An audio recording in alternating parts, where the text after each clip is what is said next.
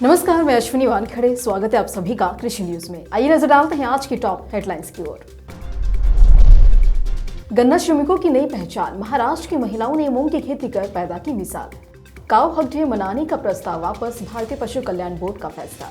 शहर की नौकरी छोड़ गांव वापस लौटे दो भाई मशरूम की खेती से कमा रहे लाखों रुपए। पीएम मोदी कर चुके हैं तारीफ। किसानों के लिए शानदार योजना, 50 रुपए निवेश कर पाए 35 लाख का रिटर्न। लंपी से हो गई पशु की मौत, अब 40,000 रुपए का मुआवजा देगी सरकार। कृषक कल्याण कोष, निःशुल्क बिजली, नई कृषि मंडी। गहलोत सरकार ने बजट में किसानों को दी छप्पर फाड़ सौगात।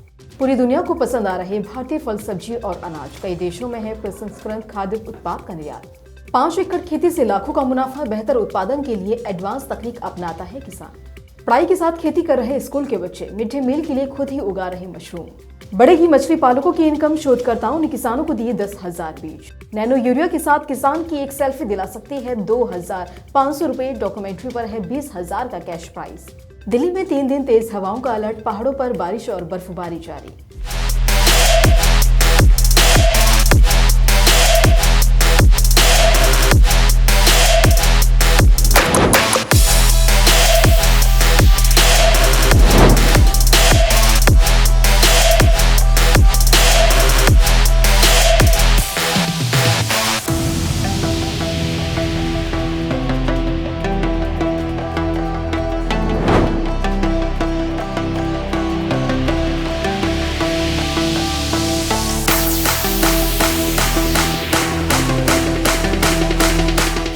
आइए विस्तार से खबरों की ओर रुख करते हैं।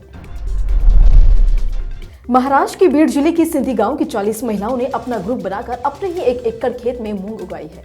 ये महिलाएं मूंग मार्केट में ना बेचकर अपने ही घरों से 3 तरीके की दाल को पारंपरिक तरीके से बनाकर बेच रही हैं। अब इन महिलाओं को गन्ना काटने के लिए बाहर जाने की जरूरत नहीं है, इससे उन्हें रोजगार मिल रहा है।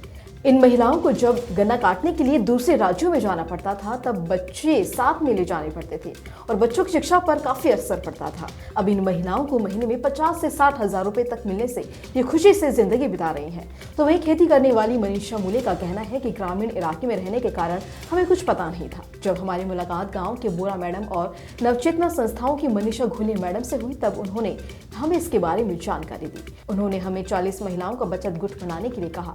उनके कहने से हमने ये गुट बनाया है। सोशल मीडिया पर व्यापक आलोचना और सरकार के निर्देशों के बाद अब भारतीय पशु कल्याण बोर्ड ने 14 फरवरी को काऊ हक डे मनाने की अपील वापस ले ली है।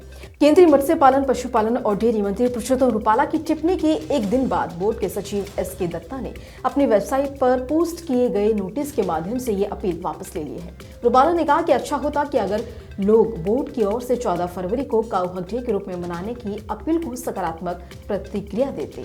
14 फरवरी को दुनिया भर में वैलेंटाइन डे के रूप में मनाया जाता है। ये पहली बार था जब AWBI ने देश में गाय प्रेमियों से काऊ हक डे मनाने की अपील की थी। इससे पहले बोर्ड ने कहा था कि पश्चिम संस्कृति के प्रभाव के चलते भारत की वैदिक परंपराएं विलुप्त होने के कगार पर हैं। जहां एक और पहाड़ों से युवा प्लान कर शहर की ओर रुख कर रहे हैं, वहीं टिहरी जिले के चंबा ब्लॉक के डुहुर गांव निवासी सुशांत उनियाल और प्रकाश उनियाल पहाड़ से प्लान कर रहे युवाओं के लिए एक मिसाल से कम नहीं है। आज सुशांत और प्रकाश की गिनती सफल उद्यमियों में होती है। दूसरे तमाम प्लान कर चुके पहाड़ी भाइयों की तरह ही ये दोनों भी दिल्ली में जॉब कर रहे थे, लेकिन मन पहाड़ में ही लग रहा था। साल 2018 में ये दोनों भाई एक बार फिर गाँव लौट आए और यहाँ बंजर खेतों में मशरूम प्लांट लगाया। साल 2019 में उन्होंने केंद्र सरकार की mission of integrated development of hills योजना के तहत 28.65 लाख रुपए का लोन लिया और गांव में ही ढिगरी मशरूम का प्लांट लगाया। देखते ही देखते काम चल निकला। लॉकडाउन में जब लोगों की नौकरियां जा रही थी, तब भी प्रकाश और सुशांत ने 10 लाख रुपए का व्यापार किया। सुशांत उलियार और प्रकाश की मेहनत और कामयाबी को देखकर देश के प्रधानमंत्री नरेंद्र मोदी ने भी उन्हें शुभकामनाएं दी। मोदी ने दोनों की पीठ थपथपाते हुए कहा कि जो कहावत पहाड़ के लिए कही जाती थी कि पहाड़ का पानी और पहाड़ की जवानी पहाड़ के काम नहीं आती, आप दोनों ने इसे उलट कर दिखाया है और पहाड़ में स्वरोजगार कर एक मिसाल कायम की है। गांव की अर्थव्यवस्था शहरों से काफी अलग है। यहाँ लोग ग्रामीण कामकाज से अपनी आजीविका कमाते हैं, जिसमें खेती, पशुपालन जैसे कई अन्य गतिविधियां शामिल हैं। ग्रामीण आबादी की आय बढ़ाने और उन्हें तमाम सुविधा मुहैया कराने के लिए सरकारें लगातार प्रयासरत रहती हैं। कई योजनाएं चलाई जाती हैं, जिनसे जुड़कर ग्रामीण आबादी अपने भविष्य को आर्थिक और सामाजिक तौर पर सुरक्षित कर सकती है। इसी उद्देश्य के लिए कई लोग LIC और बैंक FD में भी निवेश करते हैं, लेकिन पोस्ट ऑफिस में भी कुछ योजनाएं पैसा बढ़ाने में मददगार साबित हो रही हैं। इन्हीं योजनाओं में शामिल है पोस्ट ऑफिस ग्राम सुरक्षा योजना, जो देश के ग्रामीण आबादी के लिए चलाई जा रही है। इस योजना से जुड़ने वाले लाभार्थियों को 50 रुपए प्रति दिन के हिसाब से निवेश करने होंगे। ये पैसा हर दिन नहीं देना है, बल्कि हर महीने एक मुश्त 1500 रुपए जमा कराने होंगे, जिसके बदले में एक निश्चित समय अवधि के बाद 35 लाख रिटर्न मिल सकता है। राजस्थान में पिछले साल पशुओं पर लंपी वायरस का कहर बनकर टूटा था। शुक्रवार को गहलोत सरकार की ओर से पेश हुए बजट में ऐसे पशुपालकों के जख्मों पर मरहम लगाने की कोशिश की गई। तो वही लंपी ने जिनके पशुओं को उनसे छीन लिया था, बजट में महामारी में मरने वाले दुधारू पशु पर प्रति गाय 40,000 रुपए दिए जाने की घोषणा है। सरकारों का कहना है कि बजट से राज्य सरकार ने राहत देने की कोशिश की है। लंपी को लेकर राजस्थान देश में सबसे ज्यादा प्रभावित वाले राज्यों में है। सितंबर में राजस्थान में जो आंकड़े सामने आए थे, उसके अनुसार सितंबर में करीब 11 लाख पशु लंपी वायरस की चपेट में आए थे। इनमें से करीब 47,000 गोवंशों की मौत हो चुकी थी। तो वहीं पशुपालन विभाग ने बड़े स्केल पर टीकाकरण अभियान भी चलाया था। इसका असर भी काफी दिखा। तो वहीं राजस्थान की गहलोत सरकार ने 10 फरवरी को कार्यकाल का आखिरी बजट पेश किया। बजट से राजस्थान के हर तबके को उम्मीद थी, क्योंकि अब राजस्थान चुनावी मोड़ में आने वाला है। ऐसे में गहलोत सरकार की कोशिश सभी वर्गों को साधने की रही। उन्होंने जहां युवा तबके पर काफी फोकस किया, तो वहीं अब बजट में किसानों को भी निराश नहीं किया। राजस्थान सरकार ने अपने बजट में किसानों की झोली भर दी है। दरअसल गहलोत सरकार ने कई निर्माण का प्रावधान किया। वित्त मंत्री ने बजट में घोषणा करते हुए कहा कि राज्य में नए स्टोरेज और नई कृषि मंडियां बनाने की घोषणा की जाएगी। सवाई माधोपुर में अमरूद उत्कृष्टता संस्थान खोला जाएगा। जयपुर और जोधपुर में ऑर्गेनिक फार्म खोले जाएंगे। हर जिले में ऑनलाइन परीक्षा केंद्र खोले जाएंगे। जयपुर समेत अन्य जिलों में फूड पार्क भी बनाए जाएंगे। प्रदेश के कई जिलों में नए कृषि महाविद्यालय की स्थापना की जाएगी। और इसी के साथ जयपुर के RUHS में सेंटर फॉर रिहेबिलिटेशन बनाया जाएगा। राज्य में 10,000 से ज्यादा नए पटवार भवनों का निर्माण कराया जाएगा। तो वहीं SSP और DAP खाद के नए प्लांटों का भी निर्माण कराया जाएगा। भारत के कृषि उत्पादों को पहले से ही दुनिया भर में पसंद किया जा रहा है, लेकिन अब प्रोसेस्ड और रेडी टू ईट फूड भी विदेशियों को खूब भा रहा है। वाणिज्य मंत्रालय की ओर से जारी ताजा आंकड़ों की माने तो देश में कृषि और प्रसंस्कृत खाद्य निर्यात 13% से बढ़कर 19.69 अरब डॉलर पर पहुंच गया है। ये चालू वित्त वर्ष अप्रैल दिसंबर 2022 और 23 के आंकड़े हैं, जिसमें चीनी, बासमती और गैर बासमती चावल के निर्यात में खास तौर पर ग्रोथ दर्ज की गई है। रिपोर्ट के मुताबिक अप्रैल दिसंबर 2022 और 23 के दौरान बासमती चावल का निर्यात 40.26% की ग्रोथ के साथ 3.33 अरब डॉलर तक पहुंच गया है, जबकि 3.35% की ग्रोथ के साथ गैर बासमती चावल का निर्यात भी 4.66 अरब डॉलर दर्ज किया गया है।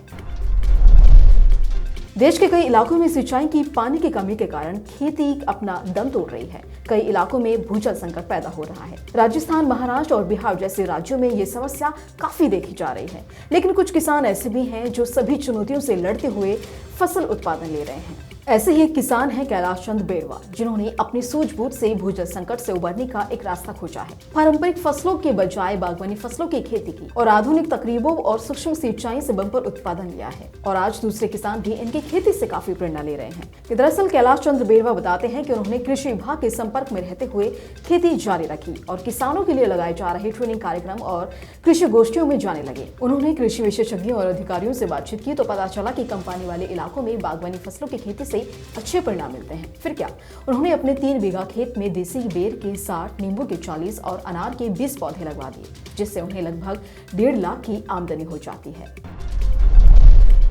यूपी के हमीरपुर जिले के लोदीपुर निवास के सरकारी उच्च प्राथमिक विद्यालय में एक खास पहल की जा रही है।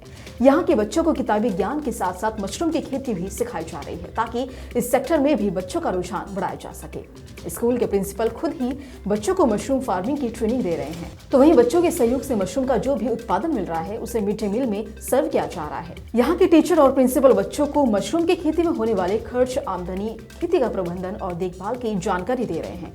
सिर्फ खेती ही नहीं, सरकारी स्कूलों के बच्चों को भविष्य में काम आने वाली चीजों से भी अवगत कराया जा रहा है। एमएस स्वामीनाथन रिसर्च फाउंडेशन और national bureau of fish genetics resources के शोधकर्ताओं ने भारत के पुम्पुहार में एक पोर्टेबल मछली हैचरी में क्रॉप बीज का उत्पादन किया है। शोधकर्ताओं ने क्रॉप मछलियों के लगभग 10,000 बीज किसानों को दिए हैं। ऐसा इसलिए किया गया है ताकि मछलियों का उत्पादन बढ़ाया जा सके और उनकी प्रजातियों में सुधार हो सके। विशेषज्ञों का कहना है कि मछली पालकों के सामने मुख्य चुनौतियों में से एक जिले और राज्यों में हैचरी से मछली के बीज खरीदने में अधिक खर्च आता है। जो मछलियां खरीदी जाती हैं उनकी मृत्यु दर भी अधिक होती है। इसे दूर करने के लिए शोधकर्ताओं ने पुम्पुहार में एक मोबाइल हैचरी शुरू किया जो तापमान, दबाव, ऑक्सीजन, लवणता और प्रकाश समेत अन्य सुविधा देता है। सरकार ने किसानों के लिए एक खास प्रतियोगिता का आयोजन किया है। सरकार के ऑफिशियल वेबसाइट mygov.in पर एक खास प्रतियोगिता की अपडेट आई है जिसमें किसान को नैनो यूरिया के साथ एक सेल्फी लेनी है और इस लिंक पर अपलोड कर देनी है। इस प्रतियोगिता के विजेता किसान को 500 से लेकर 2,500 रुपए की नगद इनाम दिया जाएगा। नैनो यूरिया सेल्फी कंपटीशन की तरह ही नैनो यूरिया डॉक्यूमेंट्री कंपटीशन भी रखा गया है। इसके तहत किसानों के बीच नैनो यूरिया के बारे में जागरूकता पैदा करने के लिए mygov.in पर भी रसायन और उर्वरक मंत्रालय ने नैनो यूरिया का उपयोग करने वाले किसानों और नैनो यूरिया की उपयोगिता पर एक डॉक्यूमेंट्री शूट करके www.mygov.in पर अपलोड करनी होगी।